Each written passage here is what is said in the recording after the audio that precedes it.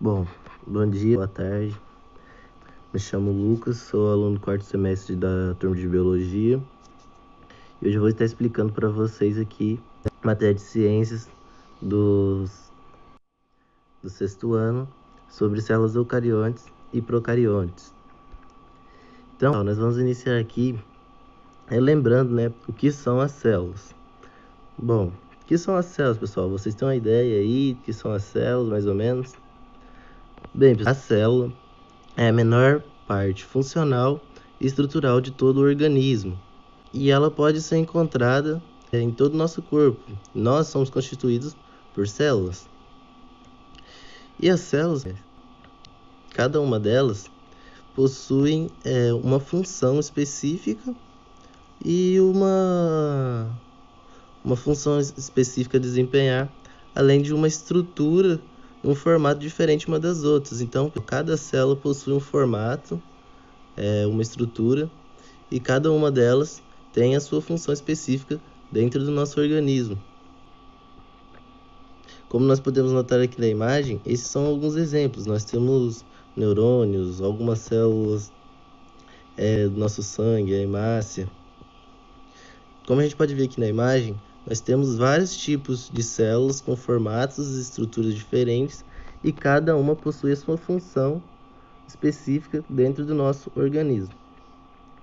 Bom, cada célula possui os materiais necessários para realizar todas as funções que são necessárias para um ser vivo, como a nutrição, a reprodução e a produção de energia. Como o que é a célula? A gente já viu que a célula é a menor parte funcional e estrutural de todo o nosso organismo.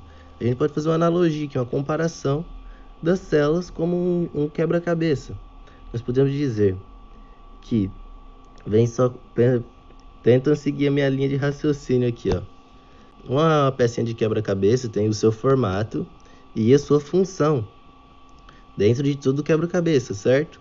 Então vejamos aqui, cada pecinha aqui tem o seu formato, a sua função, e quando a gente junta essa peça junto com outras peças do nosso quebra-cabeça, a gente tem o resultado final, que é uma imagem, a imagem que o nosso quebra-cabeça formar. Então, como a gente pode fazer aqui essa comparação? A gente pode dizer que cada célula é como se fosse uma pecinha do quebra-cabeça. Cada célulazinha possui a sua estrutura e a sua função específica. E elas, trabalhando junto com as outras células, formam então o organismo, formam as nossas estruturas básicas. O nosso corpo, por exemplo, é constituído todo por células. Bom, então, como a gente pode enxergar isso de uma forma geral? As células, pessoal, elas trabalham de uma forma integrada com as demais células do nosso corpo, como se fosse uma grande sociedade de células, e elas estivessem cooperando uma com as outras, dividindo o seu trabalhinho ali entre elas, e juntas elas resolvem as várias tarefas necessárias para a manutenção do nosso corpo, para a manutenção da vida. Bom, agora que a gente já fez uma revisãozinha aqui do que são as células, nós podemos dar sequência. Bom, na sequência nós veremos que há vários organismos, entre eles pluricelulares, que são aqueles organismos que precisam de mais de uma célula. Aqui a gente pode ver células animais ou células vegetais. Nós temos os organismos unicelulares, que são aqueles que necessitam apenas de uma única célula. Alguns exemplos aqui que a gente pode notar na imagem, pessoal, são as algas, os protozoários, os fungos e as bactérias. Bom, nessa sequência, a gente entra agora nas células eucarióticas. As células eucarióticas, pessoal, são as que formam a maior parte dos organismos vivos. E elas apresentam uma membrana envolvendo o seu núcleo, que é a carioteca. Essa membrana, pessoal, praticamente o que define o que são as células eucarióticas. E as células eucarióticas são divididas em três partes principais. No caso, como a gente pode ver aqui na imagem, o nosso citoplasma, membrana plasmática e o núcleo. Essas são as três partes principais que constituem as nossas células eucarióticas. Bom, pessoal, e aqui na sequência, agora que a gente já viu as pluricelulares e as unicelulares, a gente vai dar sequência com as células eucarióticas. As células eucarióticas, pessoal, que são células de organismos pluricelulares, elas têm como a característica principal a carioteca. A carioteca, que é a presença da membrana envolvendo o seu núcleo. Então, pessoal, as células eucarióticas são aquelas que apresentam uma membrana envolvendo o seu núcleo. Por isso, elas são chamadas de eucariótica. E essa membrana é chamada de carioteca. Certo? Bom, a célula eucariótica, ela é dividida em três partes. Nós temos a membrana plasmática, o citoplasma e o núcleo. Bom, as células eucariontes podem ser divididas em dois tipos: as células animais e as células vegetais.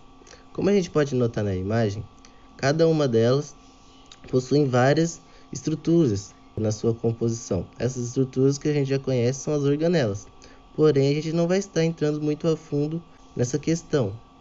O que importa agora é só vocês memorizarem que as células eucarióticas, além de apresentarem a carioteca, que é um envoltório nuclear, elas também são divididas em duas categorias, as células animais e as células vegetais.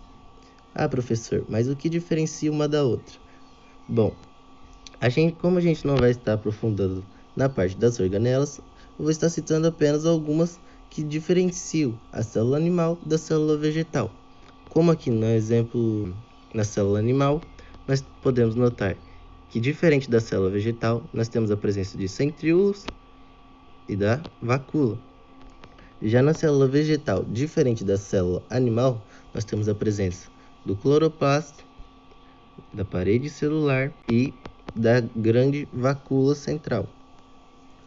Bom, então essas são as características que diferenciam a animal da vegetal. Bom, pessoal, não vamos aprofundar em cada organela, apenas para a gente memorizar aqui.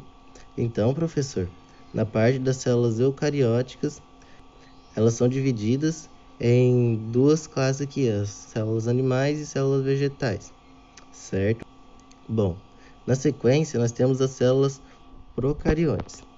As células procariontes, por serem unicelulares, não pluricelulares, assim como as eucarióticas, por serem unicelulares, que apresentam apenas uma única célula, elas são de estruturas bem simples.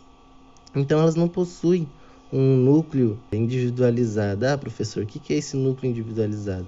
O núcleo delas fica espalhado dentro da célulazinha. Não é como as células eucarióticas, que é a membrana que envolve o seu núcleo, que é o envoltório ali do material genético. Diferente das eucarióticas, as procariontes, elas têm o seu material genético ali disperso dentro da célula. Ele não fica protegido por uma membrana. Então, pessoal, a diferença das células procariontes é que elas não apresentam um envoltório nuclear. E sempre que a gente lembrar assim, de organismos procariontes, é legal a gente estar lembrando das bactérias, já que elas não possuem a carioteca protegendo seu material genético. Bom, pessoal, a aula de hoje foi isso. Espero que vocês tenham entendido. Obrigado pela atenção.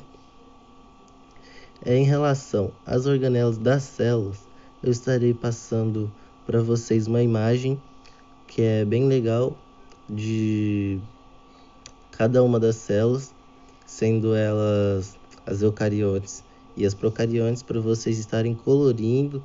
E aí, se vocês quiserem ali classificar cada uma das organelas que compõem cada uma das células. Bem interessante e divertido para vocês conseguirem entender um pouco mais desse assunto.